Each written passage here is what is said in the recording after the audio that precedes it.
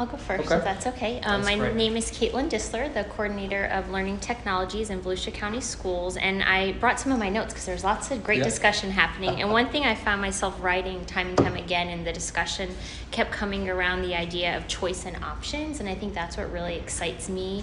Thinking about what content is being accessed, I think right now we have a huge opportunity to really fill learning gaps for students, and we're at the peak of personalization, being able to provide that, really honing in on what resources are available. And I think something else too that we didn't talk about as much today, but is just as important, is that how that content is being accessed. I think we have a lot of accessibility features that are now built in, and we almost take it for granted because it is so easily accessible, but continuing to capitalize on that for our students to personalize learning for what they need when they need it. So going back to just that choice and having options, that's what excites me.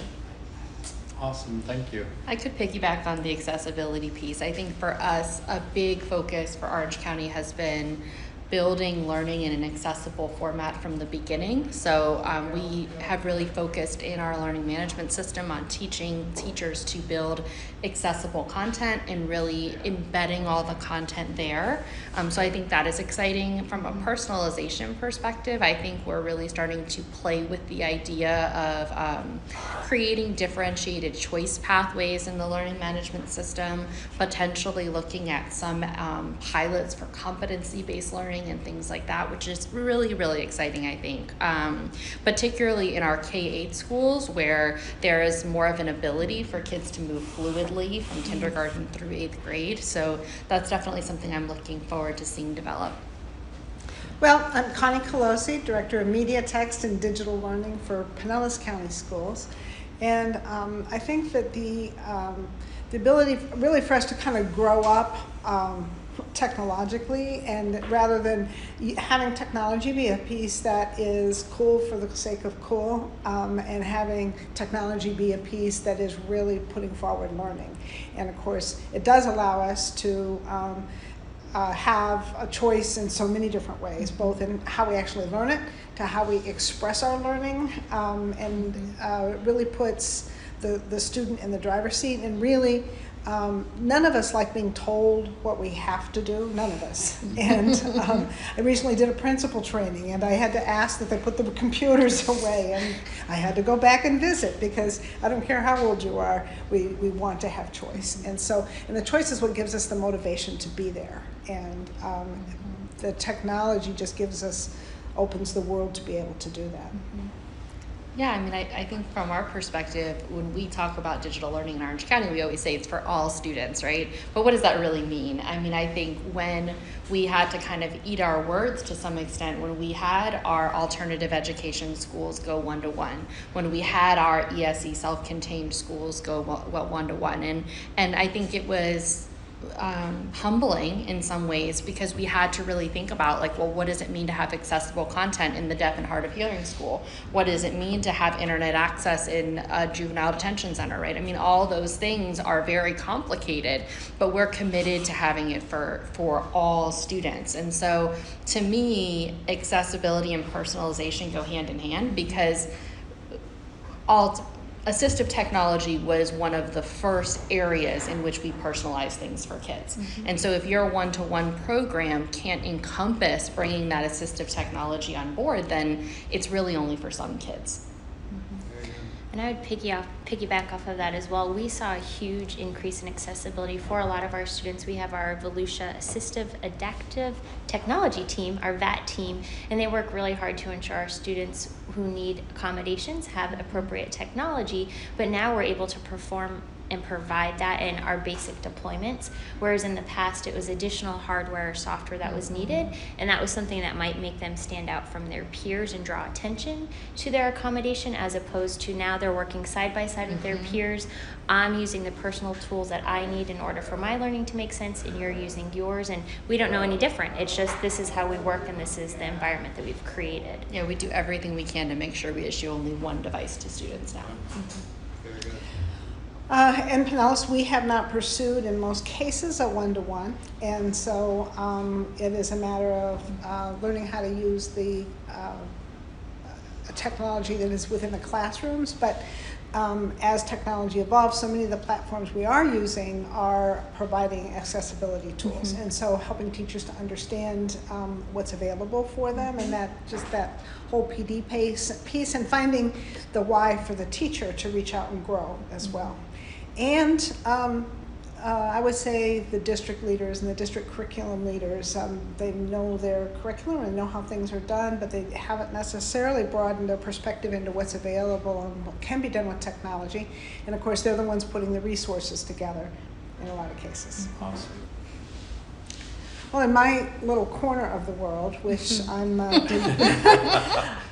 digital learning attached to teaching and learning attached into a very large district. So it really is a professional development piece, but again, moving past how do I make this computer work or how do I use this particular application, it's how can I use, what application can I use to provide choice and increase engagement and learning. Very good. I would say for us too, just kind of going back to the basics and focusing on what's relevant and kind of in a few different avenues. One is what's relevant for our teachers and really focusing on their personalized professional development. I know today we've talked a lot about what it looks like for students, but it's just as important to model it for teachers. And so leveraging our learning management system to ensure that they have the ability for personalized PD and also empowering them to use their professional learning communities. We've seen a lot of success because who defines the relevancy? Is it someone at the district or is it someone in the classroom, and kind of finding that common ground on what we both feel is relevant and important. And then the other aspect is really making sure that what's happening in the classrooms is going home as well, because we talked today that there's sometimes a misconception on what does happen in public education, and so sometimes other avenues are sought as maybe more desirable because they can provide this type of learning. We have a lot of great things that are happening in our public schools, but if we don't expand those opportunities at home, it's really hard for parents to know what is current and what's happening. So that's what we're kind of focusing on, is bringing those experiences, making sure parents are playing an active role, and maybe it's a near pod lesson. It's an activity that they can do at home over the summer, spring break, winter break, but they're really active in the learning process and for parents to see what's happening. I think for us, our most important thing is going beyond just deploying devices and really moving from training to professional development. And so our biggest focuses this year are using technology for project-based learning, really developing maker spaces, connecting those to the curriculum. Also, making sure that our youngest learners have access to earn digital tool certificates, and really kind of taking that next step in one-to-one, because now we're at a point where everyone has something. So the playing field is level, and now we just have to figure out what to do next. I think we do have to be careful not to be chasing shiny objects, or mandates, because both of those things are that happen. So, for instance, through here in our state, we're all faced with the need to provide social emotional lessons in every grade level, 6 through 12, and actually starting in the beginning, right? So, just keeping focused on the main thing, which is the learning. That really, as we bring in these new ideas, see where they fit to make sure that we're aligning them to what our actual vision is.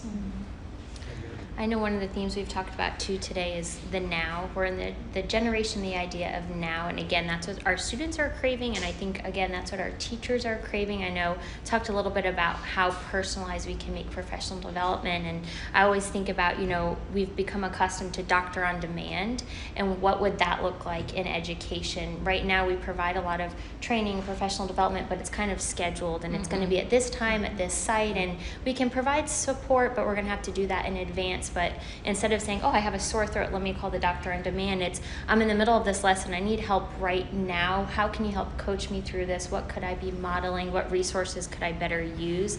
I think that would be exciting if we got to a point where that was what was possible, and that was what our teachers could experience, that now and that relevancy to what they're craving.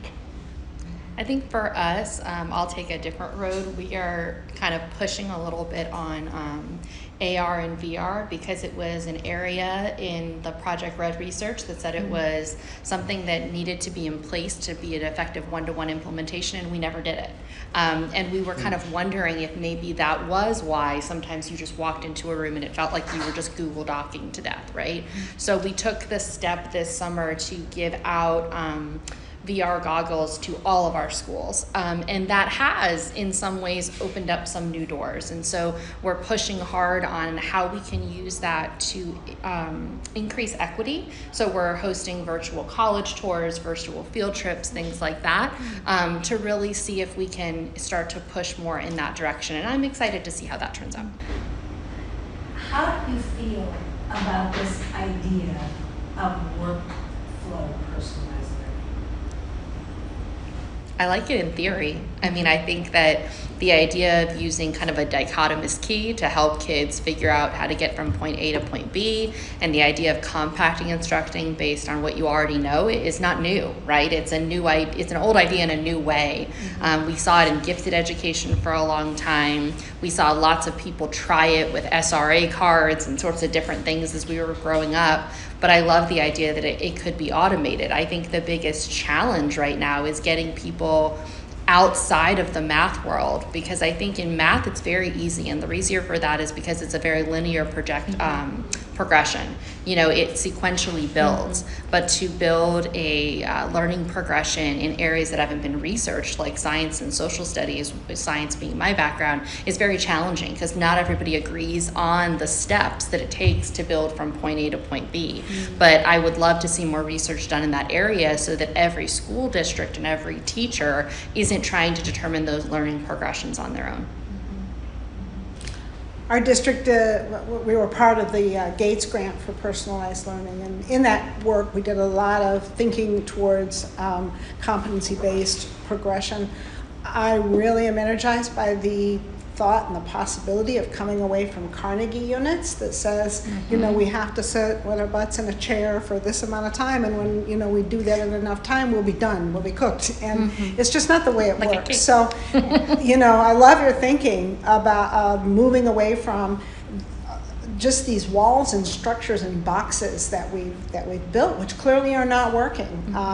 You know, I don't know. It's still kind of hypothetical to me, but boy, if we could do it. I agree. It really excites me. I think that it's having those that are impacted also as part of the discussion, because I think that's where we have to help break down walls and misconceptions and re-clarifying what roles are, and even physical limitations. Those are the things that always become like thorns in the side. And so the more we can kind of talk through that and show what it would look like, I think there would be more success in those areas.